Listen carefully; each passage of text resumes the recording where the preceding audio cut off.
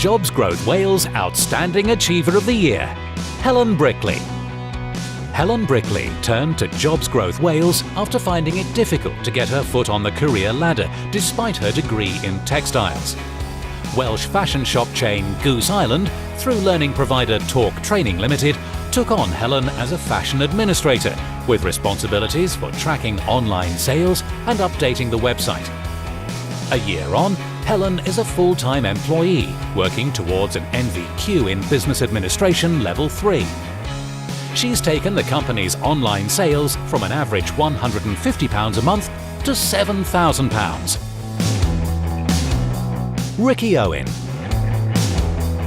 After more than a year unemployed, 26-year-old Ricky Owen jumped at the opportunity of training with Swansea firm Hydra Technologies Limited, and he's not looked back.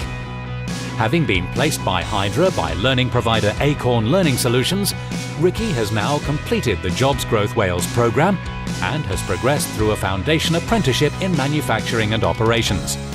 From having basic office administration skills, he has now developed new skills in manufacturing, including checking raw materials on delivery, packing and dispatching, sample testing and ordering.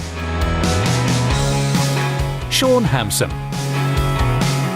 Shaun Hampson is perfectly placed to take advantage of the fact that cycling is one of Britain's fastest growing pastimes, as he repairs and refurbishes bicycles for Cardiff charity Pedal Power.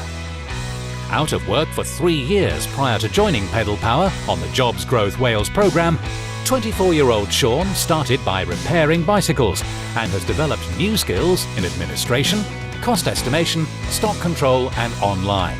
Shaun, who's overcome several personal barriers, completed the Jobs Growth Wales programme in March through learning provider iTech Training Solutions and has now been retained as an apprentice in customer service.